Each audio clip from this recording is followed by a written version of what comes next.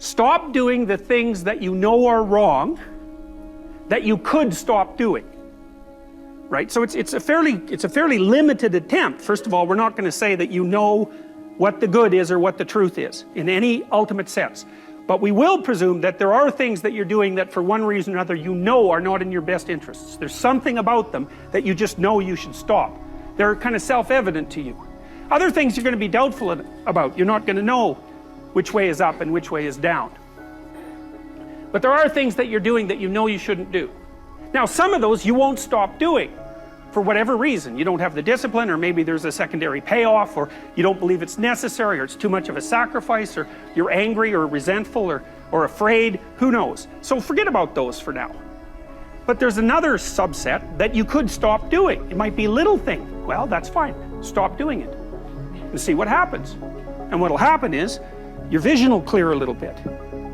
And then something else will pop up in your field of apprehension that you will also know you should stop doing, and that you could stop doing, because you've strengthened yourself a bit by stopping doing the particular stupid thing that you were doing before. That just puts you together a little bit more. And you could do that repeatedly for an indefinite period of time. And you know, that doesn't necessarily mean that you're going to ever be able to formulate a clear and final picture of what constitutes the truth and the good. But it does mean that you'll be able to continually move away from what's untruth and what's bad. And you know, that's not a bad start. You don't have to necessarily have done anything wrong for things to get completely out of control.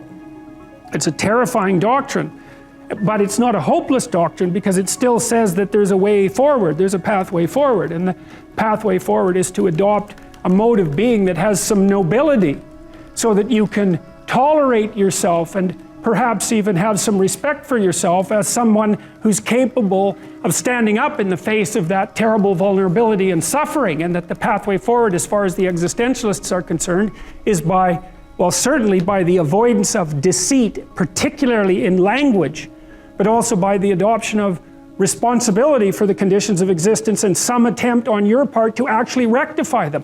And the thing that's so interesting about that is, well, two, as far as I'm concerned, and some of this is from clinical experience. You know, if you take people, and I've told you this, and you expose them voluntarily to things that they are avoiding and are afraid of, you know, that they know they need to overcome in order to meet their goals, their self-defined goals.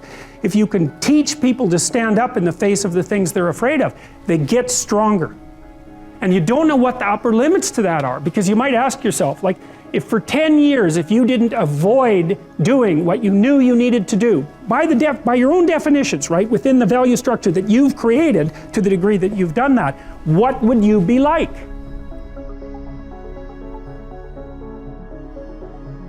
You know, there are remarkable people who come into the world from time to time, and there are people who do find out over decades-long periods what they could be like if they were who they were, if they spoke their being forward. And they get stronger and stronger and stronger, and we don't know the limits to that. We do not know the limits to that. And so you could say, well, in part, perhaps the reason that you're suffering unbearably can be left at your feet, because you're not everything you could be, and you know it. And of course, that's a terrible thing to admit, and it's a terrible thing to consider, but there's real promise in it, right? Because it means that perhaps there's another way that you could look at the world, and another way that you could act in the world, so what it would reflect back to you would be much better than what it reflects back to you now. My experience is with people that we're probably running at about 51% of our capacity. I mean, you can think about this yourselves. I often ask undergraduates how many hours a day you waste, or how many hours a week you waste, and the classic answer is something like 4 to 6 hours a day. You know, inefficient studying, watching things on YouTube that not only do you not want to watch, that you don't even care about, that make you feel horrible about watching after you're done. That's probably 4 hours right there. You know, you think, well, that's 25 hours a week, it's 100 hours a month, that's 2.5 full work weeks, it's half a year of work weeks per year. And if your time is worth $20 an hour, which is a radical underestimate, it's probably more like 50 if you think about it in terms of deferred wages. If you're wasting 20 hours a week, you're wasting $50,000 a year. And you are doing that right now, and it's because you're young. Wasting $50,000 a year is a way bigger catastrophe than it would be for me to waste it, because I'm not going to last nearly as long. And so if your life isn't everything it could be, you could ask yourself, well, what would happen if you just stopped wasting the opportunities that are in front of you? You'd be who knows how much more efficient. 10 times more efficient. 20 times more efficient. That's the Pareto distribution. You have no idea how efficient people get. It's off the charts. Well, and if we all got our act together collectively and stopped making things worse, because that's another thing people do all the time, not only do they not do what they should to make things better, they actively attempt to make things worse because they're spiteful or resentful or arrogant or deceitful or homicidal or genocidal, or all of those things all bundled together in an absolutely pathological package. If people stopped really, really trying just to make things worse, we have no idea how much better they would get just because of that.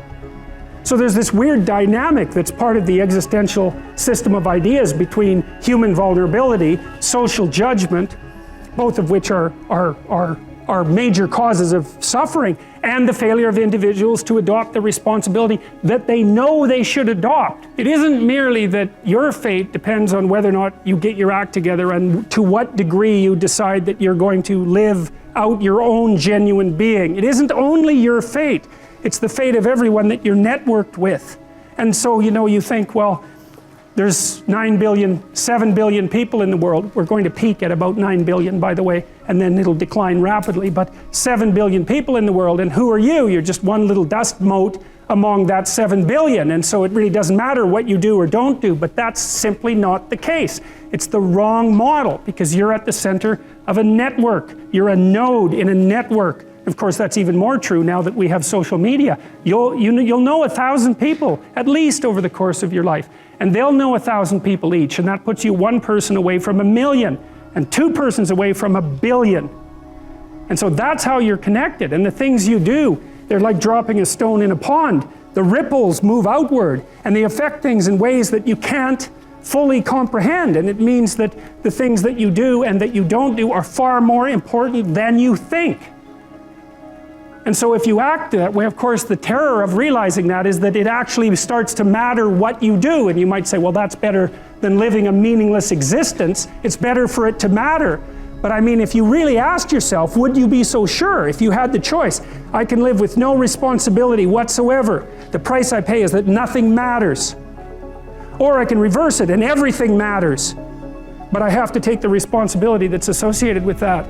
It's not so obvious to me that people would take the meaningful path. Now, when you say, well, nihilists suffer dreadfully because there's no meaning in their life, and they still suffer, yeah, but the advantage is they have no responsibility. So that's the payoff, and I actually think that's the motivation. Say, well, I can't help being nihilistic, all my belief systems have collapsed. It's like, yeah, maybe you've just allowed them to collapse because it's a hell of a lot easier than acting them out. And the price you pay is some meaningless suffering, but you can always whine about that and people will feel sorry for you, and you have the option of taking the pathway of the martyr, so that's a pretty good deal, all things considered, especially when the alternative is to bear your burden properly and to live forthrightly in the world. Well, what Solzhenitsyn figured out, and so many people in the 20th century, it's not just him, even though he's the best example, is that if you live a pathological life, you pathologize your society. And if enough people do that, then it's hell. Really, really. And you can read the Gulag Archipelago if you have the fortitude to do that, and you'll see exactly what hell is like. And then you can decide if that's a place you'd like to visit, or even more importantly, if it's a place you'd like to visit and take all your family and friends. Because that's what happened in the 20th century.